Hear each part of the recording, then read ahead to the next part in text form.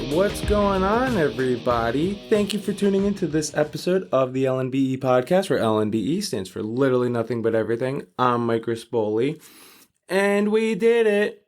We made it to episode 50. It's funny because last week, a few friends of mine who listen to this podcast reached out to me, and they're just like, "You didn't do anything special for episode 50. Like, what the hell?"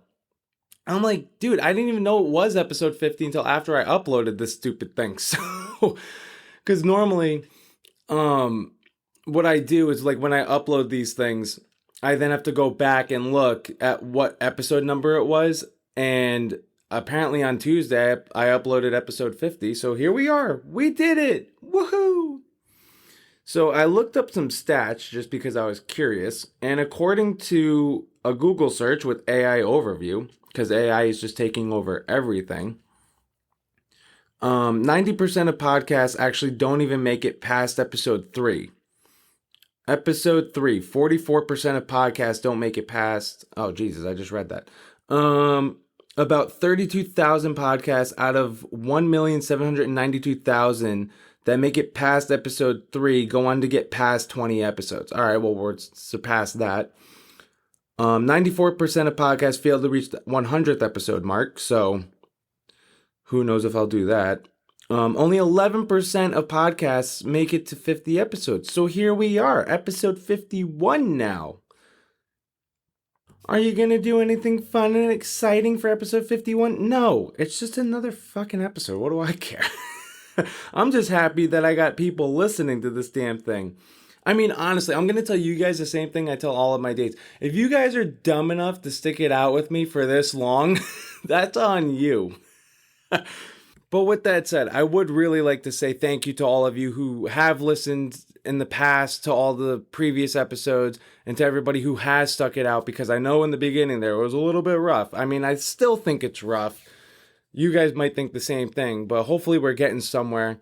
And I really do appreciate all of the support that you guys have given me by listening to this, by sharing it, by commenting and rating it, because without you guys, this whole podcast would be for nothing. So truly, thank you so much for all of the support that you guys have given me. So what the hell am I doing with episode 51? I really don't know. It is like 2:50 in the morning now. And why am I posting so late? Well, because your boy had a date. Yeah, that's right.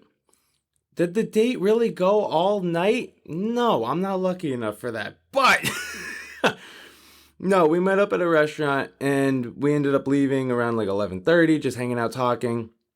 And then I went out to a bar that my friend works at. I saw that the lights were still on, so I went and visited him and we just ended up hanging out. So that is why it's so late tonight. And I think I'm going to have to post this thing on Saturday, because by the time I'm done editing and doing whatever I need to do for this, I don't think I'm going to get it done in time. And I'm just going to want to go to bed at some point. So yeah, sorry that this is going to be a day late. But it was funny because I actually went to high school with this girl. And I never met her. I mean, that truly tells you how big my high school was. I went to a high school with 3,000 kids. My high school class was like just under 650 kids. And it was funny because when we were talking, I was just like, what year did you graduate high school? She goes, XYZ. I'm like, oh my God, I went to high school from XYZ to XYZ. Like, we were in the same class. I look at my yearbook, there she is. And so I'm like, I didn't even know who you were until now. That's crazy. And I was like, did you happen to know one of my sisters? Because I'm a triplet. So the fact that the three of us were in the same grade, what are the odds that you wouldn't have met one of us? Ends up that she was in one of my sister's cooking classes. So there you go. However, on the dating app profile that I used to match with this girl, because that's how everybody matches with people nowadays, I really want to know. I'm genuinely curious if anybody's actually met somebody organically in the new age of technology. I mean, I just made a comment that AI is taking over everything. And not to totally deviate, but since I just talked about, or I mentioned AI, it's kind of making me think about Elon Musk. And Can we just be completely honest here that Teslas are some of the most ugly fucking looking cars that you've ever... What is that fucking truck, dude?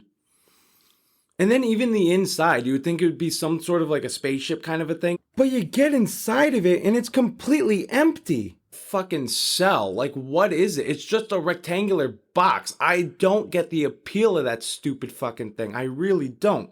Oh, but it's electric and it's gonna save the world. Yeah, but you still need fucking fossil fuels in order to make the stupid thing. And have you guys ever seen the movie Cars? To me, that's what Teslas all look like. Oh my God, speaking of Tesla though, I saw this meme where it was like, Trump finally got the one thing that he was the most worried about, an immigrant taking his job. Because we all know that Elon is going to be running ship. So anyways, where was I going with this whole thing? On the dating app profile that I have, I listed that I was a Pisces because I was so friggin' tired of always getting the question, oh, what's your sign? So instead of like having it be asked to me, I was just like, all right, you know what? I'm just going to post it on here because on Hinge, it is one of the things that you can post. And I'll just let the girl decide how she wants to judge me based off of a stupid sign that doesn't exist and go from there. So depending on if she vibes with that star sign, she can decide if she wants to swipe left or right on me. Like, even just the stupidity of that in general, like, you're gonna judge somebody based off of what their sign is. I could be the complete opposite of what you think it means. Like, to prejudge somebody without even having a conversation. Oh, they're a fucking Taurus. I hate Tauruses. Oh, my ex was a Taurus, and we all know how that ended up. But it's also like, okay, well, I'm not your ex. And maybe if you're still judging somebody based off of what somebody else did, then maybe you're not ready to be dating. Because you should never be going into a new relationship with like the same thought process that everybody's going to be the same as the last person. I don't know. To me, that just means that you still got traumas that you're still trying to deal with. And you're just bringing that past trauma onto this new person, and that's not even fair to the new person that you're trying to go out with. So I don't know, maybe it's just me, maybe I'm wrong, maybe I'm an idiot. I think I've proven quite a bit on this thing that I am an idiot, but here we are. Episode 51. I also feel like I've already said this before in the past. So anyways, me and this girl were talking, and she goes, oh, I saw that you were a Pisces. And I was like, I mean, is that bad? Like, what's that mean? Oh my God. Are we not compatible? Dude, I genuinely don't give a shit. Like, I truly do not care. I either vibe with you and the sex is good, or I don't and it's not. End of discussion. I do not care what the fake stars have to say. And at this point, I would just like to emphasize that this is not actually how the conversation went at all when we met up together. Like, I actually thoroughly enjoyed my time with her. She also did say that she really enjoyed her time with me. I am hoping that there will be a second date if you are listening to this episode. She also did say that I'm exactly the same on the pod as I am in person, so take that as you will. I will say though, it is kind of weird when you hit Astrology TikTok and you're always curious, right? Like, curiosity kills the cat, so of course you watch it. And there is always that one thing that ends up happening and you're like, okay, is this like something that they actually predicted? Because that's also read to the masses. And I see that this thing has like 20,000 likes. So is that just coincidence, or did you actually predict this? Because what do they say? It's always like a mass gathering or some shit. Oh, they call it a collective reading. But then it's always funny too, because then they always validate it with something like, oh, like you'll know if this message is meant for you if a child looks at you. And it's always some sort of love reading. So it's like, all right, calm down there, Aphrodite. I go to church quite often, and the amount of kids that are always looking back at you, like, all right, pal, were you my sign? Were you the confirmation that this random person's message was correct? And then for all the people who fucking love that shit, they're all just like, some of the characteristics are actually true about the person because it's all about the characteristics that the sign represents. So, all right, go ahead. What's a Pisces characteristics? And they're like, that you're creative, that you're empathetic, and that you're emotional. Like, okay. Like, thousands of other non-Pisces could also be labeled as those things. So I don't know how much truth there is to that. Because it's also like, dude, have you met dogs? Like, dogs are empathetic and emotional. Does that mean that every dog in the world is a fucking Pisces? Like, you ever meet a golden retriever or a Labrador? Like, dude, my sister has a golden retriever. That thing will literally pout. I'm not even joking. Like, if you don't pet it or something when it wants to be pet, it will literally go. It'll sit in another room away from you and it'll friggin' sulk. Give me a break. So is that dog a Pisces? Was it born in February? I don't know.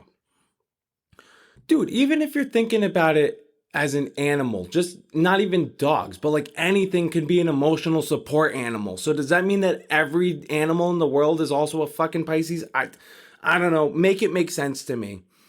Because honestly, like, women will literally choose anything based on a sign. But any sign of a toxic male and they run into that person's arms like they're Forrest Gump running home. Like, make it make fucking sense, guys. And it's funny because when we were on the date, she actually told me that she listened to this podcast. And I was like, there's no way that you actually enjoy this thing. And she goes, no, I do listen to it. And I actually enjoy how blunt you are. Because she also told me that she's in social work and she does counseling. And the people that she works with are autistic and stuff. And she'll text me and say, yeah, the honesty and the bluntness is kind of refreshing. Now I'm just sitting here thinking to myself, girl, what are you trying to tell me here? Do I have a touch of the tism? I don't know. I feel like everybody may be a little bit autistic, but we all just vary on our level of severity of it, right?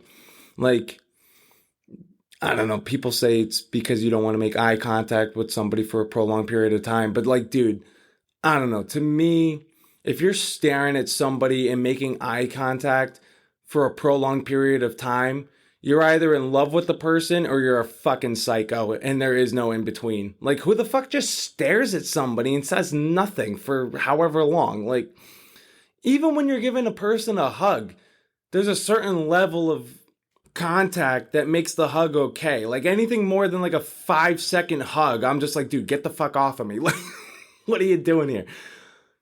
Unless you're holding somebody for warmth or because you love them. I don't know. I'm just talking shit. Dude, I got nothing. It is now past 3 a.m. and I'm literally running on fumes. And I'm sorry that this was a day late, but this one also might be a little bit of a shorter episode because of the fact that I'm also just fucking exhausted. So here we are.